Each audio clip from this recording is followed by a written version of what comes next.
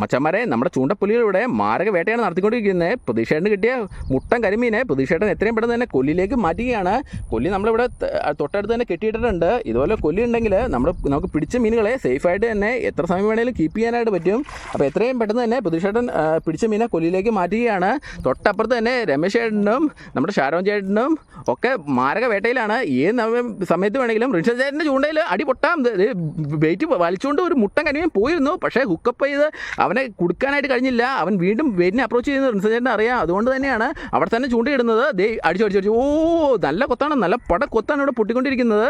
ചൂണ്ട വെള്ളത്തിലേക്ക് വീഴുന്നു മാത്രമേ ഓർമ്മയുള്ളൂ. അപ്പോഴത്തേനും വലിച്ചുകൊണ്ട് പോവുകയാണ്. നല്ല മുട്ടൻ കരിമീനുകളുണ്ട് ഇവിടെ.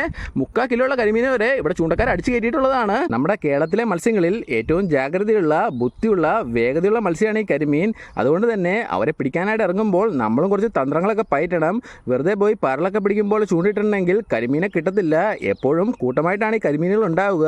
ഇവർ ഇണ ചേർത്ത് കഴിയുമ്പോൾ പ്രജനന സമയത്ത് മാത്രമേ അവർ ജോഡിയായിട്ട് നടക്കത്തുള്ളൂ. അല്ലാത്ത സമയത്തൊക്കെ വലിയ കൂട്ടങ്ങളായിരിക്കും. ഈ കൂട്ടത്തിൽ തന്നെ ഒരു തലവനും ഉണ്ടാവും ഇവർക്ക്. അതുപോലെ തന്നെ നമ്മൾ ബെയ്റ്റ് ഇറങ്ങി കഴിയുമ്പോൾ ആദ്യം വന്ന് നമ്മുടെ ബെയിറ്റിനെ അപ്രോച്ച് ചെയ്യുന്നതും കൂട്ടത്തിലെ തലവനായിരിക്കും. അവനെ പിടിച്ച് കഴിഞ്ഞിട്ടുണ്ടെങ്കിൽ അടിച്ചു പൊളി പൊളി പൊളി പൊളി ഒന്നും പറയാനില്ല.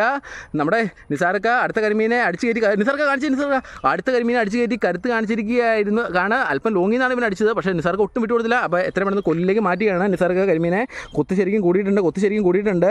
അപ്പോൾ എല്ലാവരും ഫുൾ അലർട്ടിലേക്ക് വന്നിരിക്കുകയാണ്. പോളോഡ് ഉപയോഗിച്ചാണ് നമ്മളിപ്പോൾ വേട്ട നടത്തിക്കൊണ്ടിരിക്കുന്നത്. കുറച്ച് ലോങ്ങിൽ നിൽക്കുന്ന കരിമീനുകളെയും നമുക്കിതുപോലെ പോളോഡിൽ ശരിക്കും ടാർഗറ്റ് ചെയ്യാനായിട്ട് പറ്റും. മച്ചന്മാരെ, അടിയെന്ന് പറഞ്ഞിട്ടുണ്ടെങ്കിൽ ഒരു രക്ഷയില്ലാത്ത കരിമീൻ്റെ അടിയാണ് ഇവിടെ ഒന്നിനു പുറകെ ഒന്നായിട്ട് നമ്മുടെ ചൂണ്ടക്കാർക്ക് പൊട്ടിക്കൊണ്ടിരിക്കുന്നത്. നമ്മുടെ ചൂണ്ടക്കാരെല്ലാം കെയർഫുള്ളായിട്ട് അടുത്ത അടിക്ക് വേണ്ടി വെയിറ്റിങ്ങിലാണ്.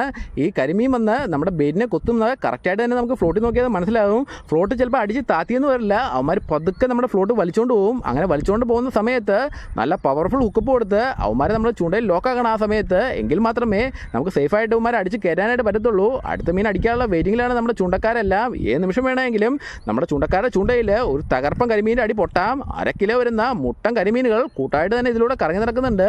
അവന്മാരൊക്കെ നമ്മുടെ ബെയിറ്റിനെ അപ്രോച്ച് ചെയ്തിട്ടുണ്ടെങ്കിൽ ഒരു രക്ഷയുണ്ടാവില്ല. അടിച്ച് നമുക്ക് സുഖമായിട്ട് തന്നെ കയറ്റാനായിട്ട് പറ്റും. പോളോഡ് ഉപയോഗിച്ച് 9 അടിയുടെ പോളോഡാണ് നമ്മുടെ രമേശേട്ടൻ ഇപ്പോൾ പ്രയോഗിച്ചുകൊണ്ടിരിക്കുന്നത്. ഈ പോളോഡിൽ നല്ല മുട്ടൻ കരിമീനുകളൊക്കെ കയറി പിടിക്കുകയാണെങ്കിൽ വല്ലാത്തൊരു ഫീലായിരിക്കും. മച്ചന്മാരെ, ഒരു രക്ഷയില്ലാത്ത ആക്ടിവിറ്റി അടിയാണ് ഇവിടെ നടന്നുകൊണ്ടിരിക്കുന്നത്.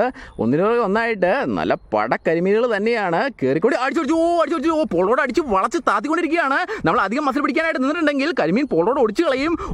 രക്ഷയില്ലാതെ ഷാരോൺ ചേട്ടൻ അടുത്ത കരിമീനെ പൊക്കിയിരിക്കുകയാണ്. നല്ല നല്ല നല്ല പട ഹുക്കപ്പാണ്. അവന് രക്ഷപ്പെടാനുള്ള ഷാരോൺ ചേട്ടൻ കൊണ്ടുവന്നേ ഒരു അവസരം പോലും ഷാരോൺ ചേട്ടൻ കൊടുത്തില്ല.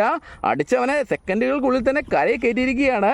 മാരകടി എന്ന് പറഞ്ഞാൽ മാരകടിയാണ് ഇവിടെ പൊട്ടിക്കൊണ്ടിരിക്കുന്നത്. അപ്പോൾ എത്രയും പെട്ടെന്ന് തന്നെ ഷാരോൺ ചേട്ടൻ കരിമീനെ കൊല്ലിയിലേക്ക് മാറ്റുവാണ്.